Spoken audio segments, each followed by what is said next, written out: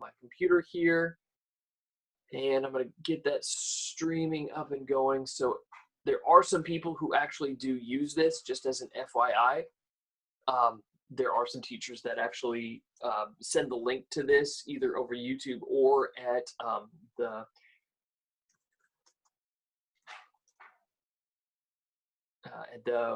Drive site. Grade Bottle Biomes for 2820. Get this to go live. I'm going to make sure all my sound is off. You guys are all muted. You can't unmute yourself right now. Just because when I start talking and you have your volume, it starts feeding back. This will go really quick. Most of the time is going to be spent on actually getting the materials up and ready to go. Oh, I walked into the wrong one. Hang on a second. Let me switch. Because my wife has to do hers for her classes, so I've got to switch and see if people are here. Okay, I'll try to make sure that those of you who, if you are on YouTube, I'll try to make sure I get those going too, because I want to catch you up too as well. All right, so if it would work, yeah, Classroom, but I don't have access to that. I can't do that, Drew, unfortunately. So I have to use a whole bunch of different means. So anyway, what we're going to be doing is we're going to talk about biotic and abiotic factors. We're also going to talk about populations, things like that. So your materials are here. The picture here is a little bit more complex than what we're going to do, but I'll explain how you can actually get to this. This one actually has fish and plants below. You can actually use a 2-liter bottle to make one. That's really kind of cool. So if I go back up here, okay, we're going to look at how things interact today. It's like it shows, it's a dog-eat-dog world. And if you look at this picture, you've got all of these interactions. Now, when we talk about, actually, I'm going to jump ahead a little bit here. Okay. I want to go here. Okay. If we look at this, most of the time when we talk about how living things interact with each other, we think of it in a straight line. The biggest thing that we know is everything about us is solar power. All of the energy on the earth is taken from the sun and transformed into a form that we can use. And the thing that transforms all of the solar energy, plants. Without green plants, we have no life. Let me say that again. Without green plants, we have no life on Earth as we know it.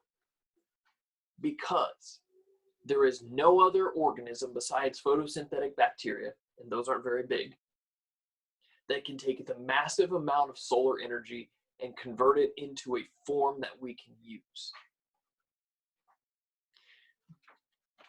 That's a big thought. So really, we're all solar powered. Yes. And one of my cats is sitting on the side of my bed where the sun is facing to the east, and he charges up all the time. We swear he's solar powered, but technically yes, and technically no, most of it's for warmth. But that's because all of the plants usually get eaten by some kind of what we would call a primary consumer. All of our plants are producers. They produce the energy for us. They're our energy source, okay? And then something comes along what we call secondary consumers that eat the primary consumers. So you go from an herbivore, which would be a plant eater, to a carnivore or an omnivore, which would eat this little bunny rabbit. I know it's a really cute bunny rabbit. Sorry, it's not my picture, okay? And remember, all of our energy gets recycled. So I'm going to come back to this here in a little bit, all right? Because populations interact with each other. Living things interact with other things all the time. We as plants interact with other plants. We as humans interact with plants and animals and other things, okay? Right now, one of my silly cats is trying to jump off the bed, okay? My son happens to be walking in, okay? I'm one population of me interacting with another human being. But unfortunately in life, populations that interact with each other, it's never pretty. Okay, notice this line having a snack right here. There is a lot of discussion, and we're a huge agricultural state. There's a big problem right now with the coronavirus that's floating around really starting to disrupt our food supply. And a lot of it's dealing with the meat packing plants, okay? That's a population of food that we need, but it's not getting processed to the level that we need because all of the workers are getting sick. So when we talk about these populations, or if we talk about a population of people who are infected with this virus, it's a group of the same species living in the same area. So your family is a population.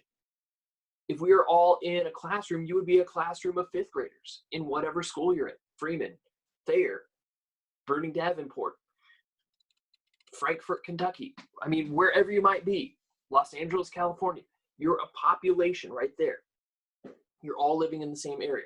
All of the plants in all the tomato plants in my garden are a population of tomato plants in my garden. All the trees in a forest are a forest of trees. Okay, it's the same species living in the same area. Zoos are great examples of populations. They're a small part of the population. They're a select population. They live in the Henry Dorley Zoo, like all the elephants that live in the Henry Dorley Zoo in Omaha. All the giraffes that live at the Lincoln Zoo. I haven't been there in a long time. I need to go. Okay. Every year I get a gift for Christmas. Here's an annual membership to the Henry Dorley Zoo. I go there a lot because I like it. So that's good. I know some people have to go. If you do have to go, some people are letting me know, hey, I have to go. Don't have to let me know. I understand. I understand if you have to go to other things. Just go ahead and go. Come back to the video. It's up on the YouTube page. Just search for my name. It's there. It also is in the link. I think the teachers have the link to my drive. If not, I'll send it again. Okay? So we have this population. Okay? You could even say all of your t-shirts in a drawer are your population of your t-shirts living in your drawer. Now, they're not living things, but it's a population stuff. It's all the same stuff in the same spot. Okay? So, like for my wife, all of her crafting materials, she has her own closet. All of her crafting materials are a population taking up a closet. Right here? Thanks, honey. No problem. She's out in the hallway. So, when we go back to this, we think about it being a chain. Okay? But it's really not a chain. The one thing we always forget when we talk about how things, my screen shows twice. That's weird. Sorry. I'm going to break. I probably broke the internet. Hang on. It'll probably fix itself. It might be. We'll see what happens here. Okay? The thing we forget when we talk about food chains is we forget that it cycles back to the producers. We forget that living things eventually die. Okay? And when they die, they're no longer living, they decompose. And things decompose once living things into nutrients that can be used. So all the dirt that you have, that nice black dirt, yes, worm poop, but probably were once living things. Probably leaves, grass clippings, all that stuff. Okay? I happen to know I had a whole bunch of clover in my garden last year. It got tilled under. So all the black dirt that's there, that's being eaten up by the bacteria and fungus that are in there and the earthworms, all of that was once living last year. We forget about that. We forget about decomposers. We can't go back to the sun, okay? But we put everything together. What we really need to look at, food chains, they exist. They're a very simple flowing chart, okay? What we really need to think about is how everything is tied together more in a web, okay? Things are tied together more in a web because that grasshopper isn't eaten just by a mouse or a shrew. Can birds eat grasshoppers? You bet. Do some mammals eat insects? You bet. Do human beings eat insects? Some places fried grasshopper is delicacy. Okay, a lot of it's weird. You're going, ew, that's gross. Well, it happens. Okay, so it's not really a food chain all the time. And the other problem with this, see how it ends right here with this owl? Well, it doesn't really talk about what happens to all these non-living things and how they need to be decomposed and recycled back as nutrients for the grass. So that's one thing that's missing, and that's something we forget about, right? When we put all of the food webs together, and we put together all the populations of living things, and we throw in the non-living things like dirt and water, and yes, even air. Right now, it's super duper windy outside. That moving air moves dust particles. It moves pollen. It moves all sorts of things from one place to the other. And it affects our ecosystem, which is all the living and non-living things put together. So I could have a population of dirt, okay? When we put all these things together, we end up with not so much a straight line, but we end up with this web where I've got plants, and I should have the sun up here. And this fish can be eaten by this fish, but this fish could eat this fish, and this fish, it's all over the place. And another thing I would need in this picture is I would actually need the water and the sunlight and how much oxygen, because if you think about lakes and ponds, do fish die if there's not enough oxygen in lakes? You bet. If there's not enough dissolved oxygen, they can't get that. Or if there's not enough sunlight filtering down to grow the plants that they can feed off of, the problem. Or if there's a big algae bloom that completely covers up the lakes and makes it toxic for the fish, you got problems, okay? They all interact with each other, okay? We all, yes, human beings, and every living thing impact our environment somehow. It's kind of funny, if you want to think about our impact as human beings, there's some maps that are out there on the internet that are really neat that show exactly how much smog has been reduced in major population areas because of the lack of people driving and people being out normally, okay, because of the lockdowns. It's kind of interesting. So when we build our biomes today, you need to think about a couple other things. And I know I'm talking a lot. I'm trying to get through everything quick, the meat of what we're talking about. If we could have some back and forth, that would be great, but it's kind of hard. So when you think about your bottles today, and you think about nature, what are some things that can limit the number and types? Actually, you know what? Go ahead and throw some answers in. Let's start with the first one. What sorts of things, okay, think big picture about all living things out in nature. What are some things that would limit the number and types of species living in an area? Okay, go ahead and type in some thoughts. I'm going to look at the chat box here. I'm going to see what you guys are thinking. Type in an idea. What sorts of things would limit the amount or the number of species or types of species living in an area? Ooh, invasive species. Awesome. Great answer. Okay. Pollution, yes. Ooh, less sunlight. If I'm in a forest and I'm a plant that needs a lot of sunlight, I can't grow in the base of a forest. Absolutely. Shade plants versus sun plants. Great. Too much rain? Yeah, that's good. Some plants can't survive in flooding water. No water? Absolutely. Flooding, the cold? Yep, less water. Behaviors? Tori, what do you mean by behavior? Go ahead. I'm sorry to call you out, but what do you mean by behavior? I love that invasive species. That's amazing that a couple people mentioned that. That's so cool. Emerald ash borer is a great one that's starting to affect Nebraska. It's taking out all the old ash trees. They've had to cut them down. The number of green plants, absolutely. Okay. Once you start affecting what plants are there, that's great with the invasive species and the number of green plants. Ooh, reproduction. Nice. Absolutely. That's great. Because if your species can't reproduce, it can't survive. Awesome. Sometimes birds can act weird.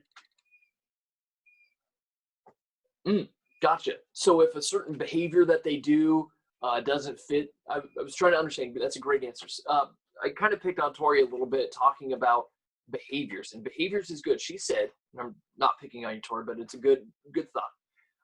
Sometimes birds can act weird, and if they act weird, they sometimes cannot adapt. So if they are in a cold area, they may not survive. Absolutely. Okay.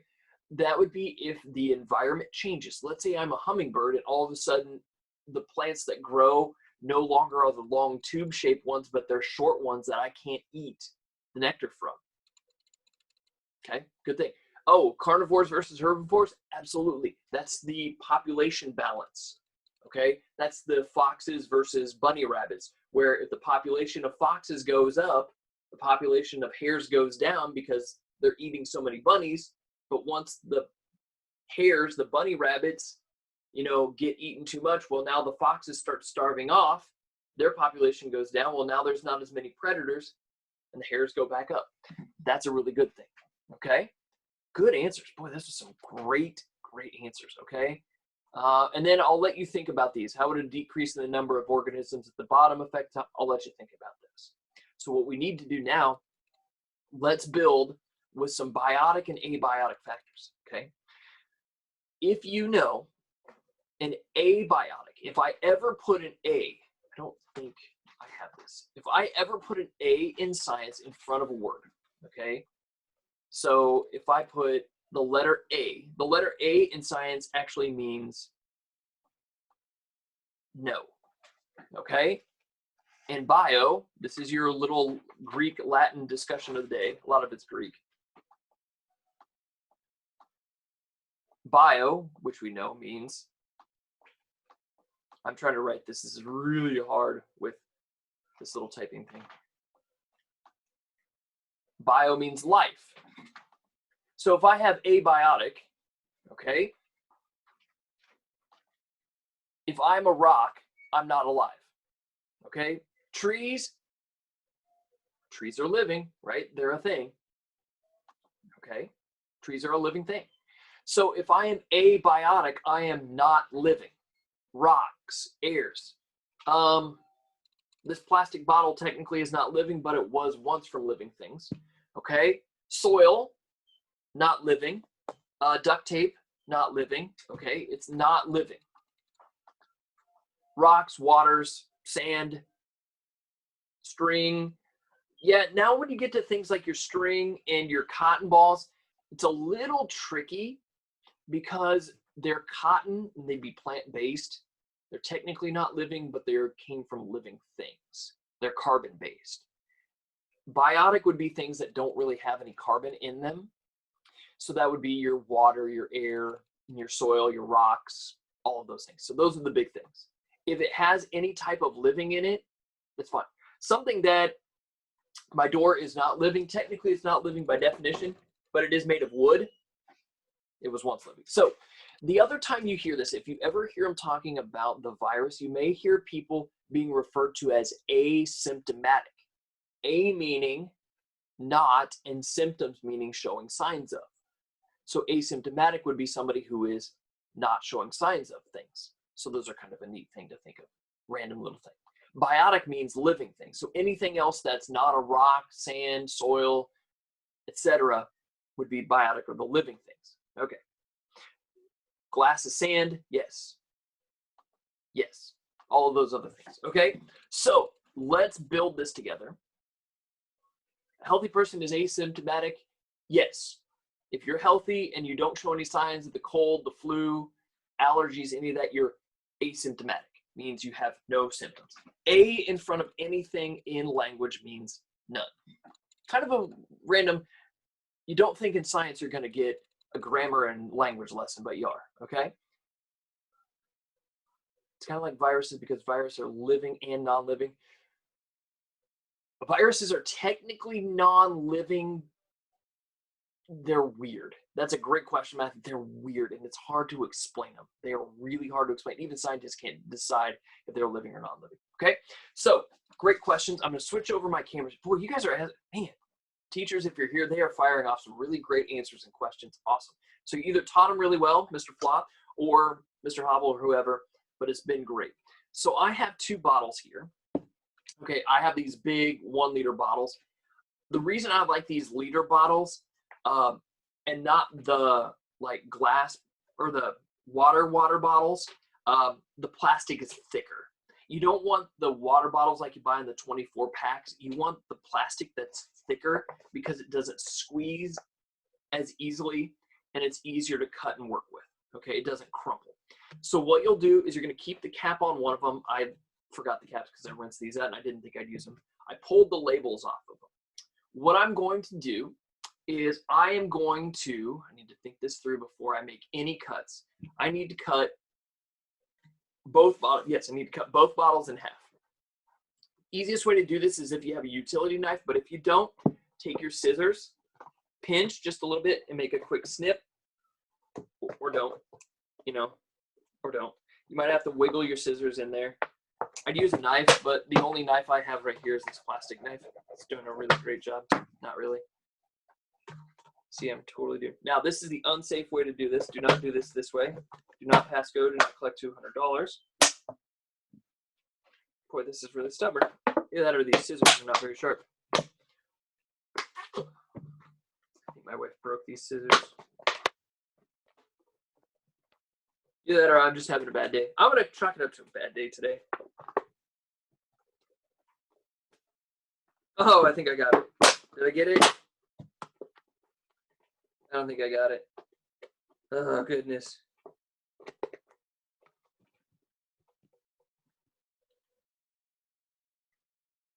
Not my day. No, that won't work. That won't work. Can you find me a sharp knife so I can cut the bottle? You gonna try to do it? She's gonna show off right now.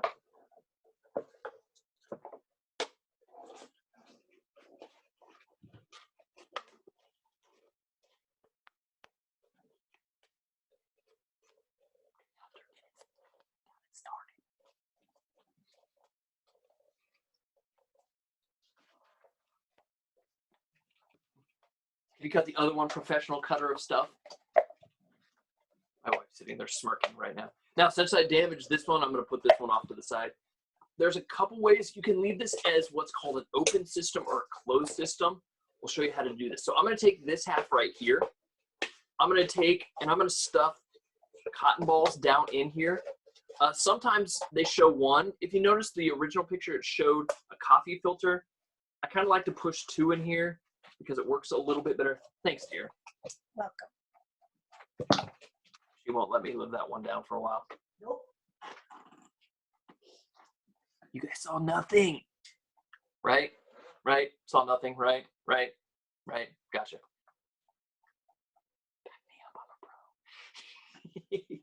See, this is what happens when you're at home. You get kind of weird. All right. I'm going to keep this half off to the side for now because number one, I poked this and I don't want to use this. I'm going to need these three halves, okay, that I've got here. I've got two tops and one bottom, all right? On one of the halves, okay, I'm going to put a couple cotton balls in. And then what I want to do is I'm going to kind of measure here real quick. I'm going to put this into this right here.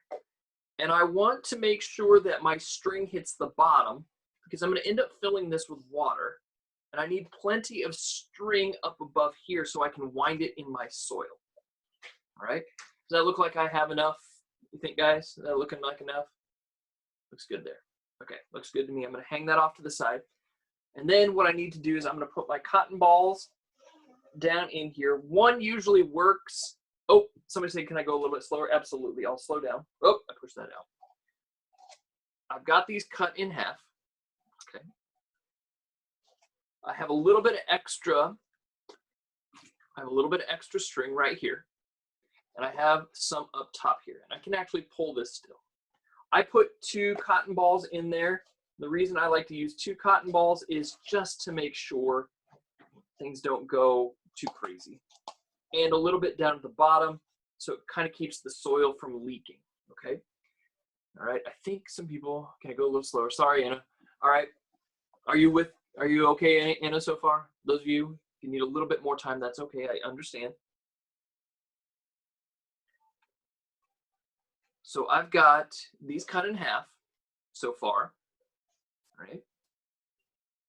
I've got my cotton ball, you could use one, with a few inches of string here, and then plenty of string up above, so that I'm going to end up winding this through my dirt so that it can act kind of like a underground water source. Okay. I'm going to make sure everybody's doing okay.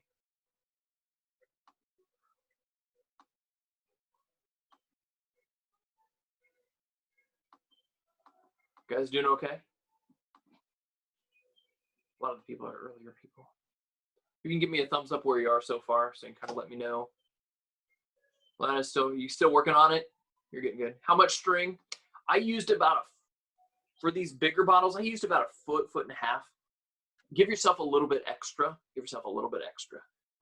It's never too bad to have a little bit extra, because you can always either bury it down in the water down here, or you can wind it up in the dirt.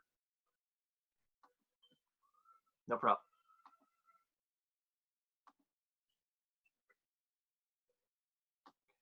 Just kind of checking in on everybody. You guys doing okay?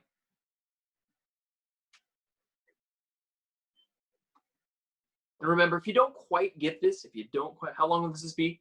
We'll be here about another 10 or so minutes. If you do need to go, I think you guys have always been awesome. And teachers, I must admit, you're really good about saying, hey, I need to go. That's fine. You guys can just go when you need to go. You're not going to hurt my feelings, guys. It doesn't hurt my feelings if you have things to do. I know you guys have other assignments and other meetings you have to go to. Oh, gee, cut yourself on the plastic. Yes, be very careful. I should have made that. Thank you for saying that. Thank you. Yes, plastic is sharp. Please don't cut your finger. This is not a high contact thing. This is science. Not hurt yourself some. Please don't. Okay? All right. I think we're all about there. That's great. Okay? Teachers, it's kind of scary. No, we're fine. Anyway, we're all good. All right. Next thing. I've got this set up and ready to go. Now, what I want to do is I want to fill this bottom with dirt about a third to half the way full. Does it matter how much dirt you have? Not at all. Just enough. You don't want it too tall, because when your plants start sprouting and growing, you want space for them to grow, but you don't want so little that there's not a whole lot of space. So what I'm going to do, I'm going to take this string, okay, and notice how I've kind of flopped it over the side here. I'm going to put a little bit of dirt down gently and spill some on myself. Okay, perfect. And on the table. Beautiful. You didn't see that. All right. Now, I've kind of started this so far. I'm going to shake this a little bit, stack it, and I'm going to kind of start coiling this this string in here a little bit, so it slowly kind of winds around towards the top. Now, I've got a little, everybody kind of see, I've got a little bit in there right now. Everybody see that okay? And I'm holding up a little bit. I'm kind of making it a little spiral staircase. Add a little bit more dirt on top. Put it in here. And then put the last of the dirt over the top. So I kind of made, everybody kind of see how I made a kind of a spiral staircase going up in through the dirt? That way it will be able to soak the water up from down below here up through to the roots. And that's where we want to really focus, okay? Give you a little bit of time. Those of you who are building, that's great. I know I said 20 milliliters, but would you recommend a 2 liter? Oh, 20 out, yes. Would I recommend a 2 liter soda bottle? Yes. And you can actually, if you use a 2 liter soda bottle, you can grow a lot more. They'll be able to grow taller. And also, I'll go back to my PowerPoint and show you how you could, with a 2 liter bottle, make it even more of an ecosystem. You could put an aquatic ecosystem in with your soil ecosystem. And I'll show you with that picture at the beginning how to do that. That's a great question. It'll be more complex, but it works, okay? All right, so here's where we are. We've got our dirt. I see a lot of people are working. You guys are doing great. Again, please don't injure yourself. This is no time for full contact science.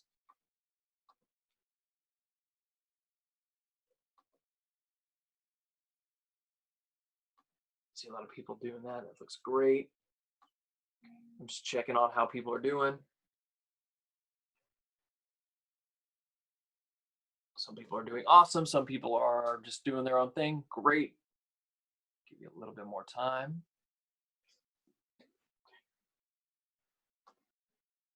Okay. Now, got that done. My next step, once I've got this dirt in here, is I'm going to take some seeds and plant them. So grass works great for this. I happen to have some cilantro seeds here. Okay, cilantro is stuff that you use in your salsas. That tastes awesome. Okay, I'm going to throw some of that in here. I want to make sure that they're slightly buried. If you see the string, that's okay. Obviously, I'm doing a great job of planting this, and by doing great, I mean horrible. Throw some of that in there. And I also have some parsley seeds. Throw some in there too. Why not? Because you can never go wrong with that. Greens. And if you have a little bit of extra dirt, I'll put some parsley in there too. That's a lot of parsley. I don't know how well these will grow. And I have a little bit of extra dirt left in there. I might as well just sprinkle a little bit on the top so they're buried.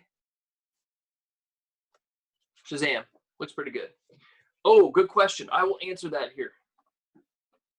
Okay, how often should we water? I'm going to actually answer that in a little bit. You're going to see what happens here. Those of you at Freeman, don't give away the secrets. Don't give away secrets. So let everybody get their seeds planted. Sprinkle them in there. Maybe sprinkle a little bit of dirt over the top.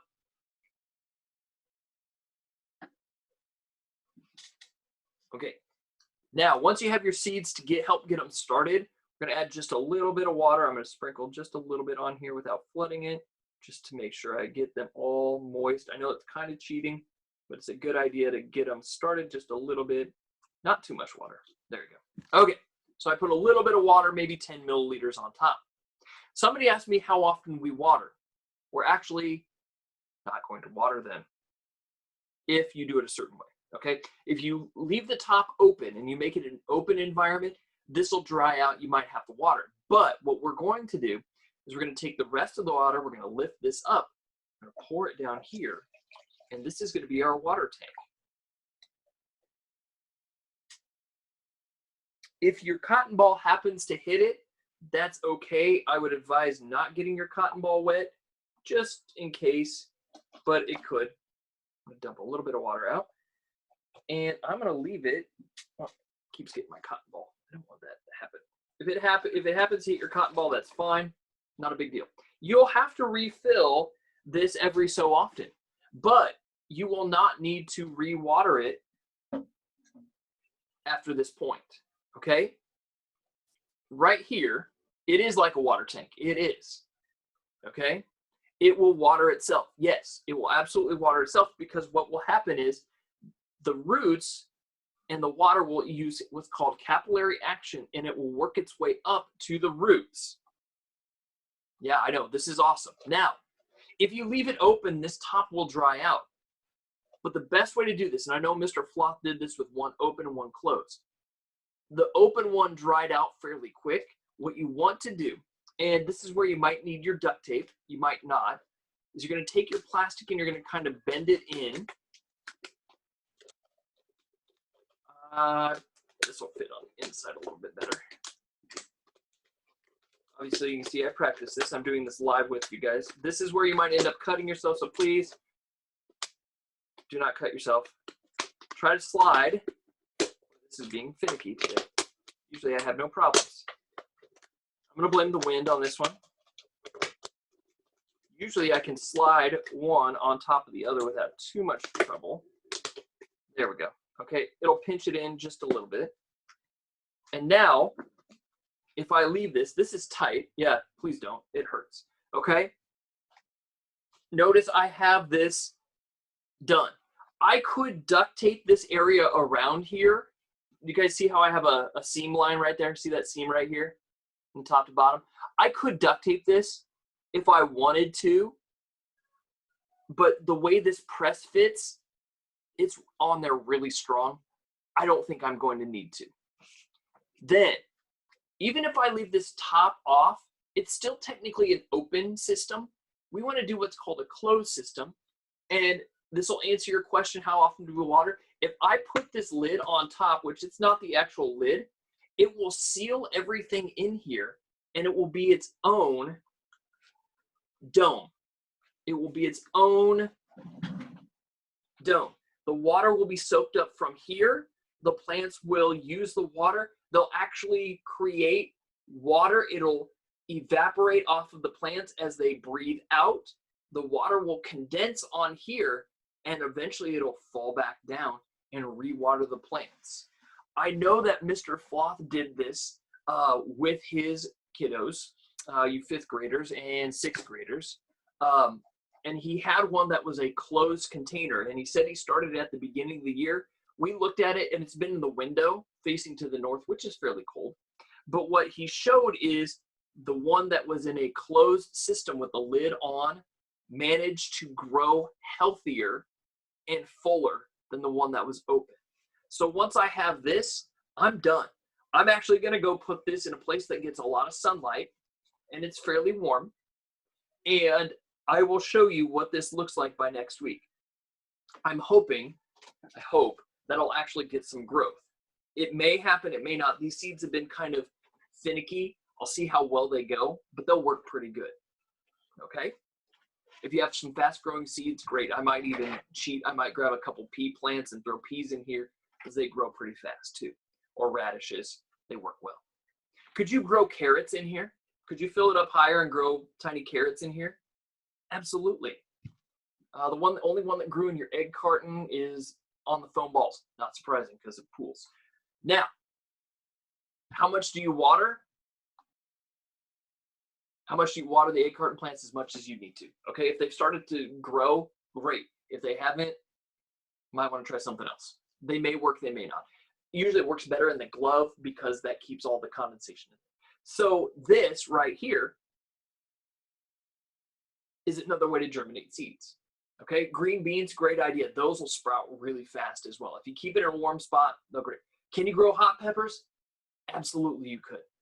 I'm growing cilantro. You know what? I still have a couple. I don't have hot peppers, but I have like a good mild one. I might throw a couple in there too. Just show you what we can grow.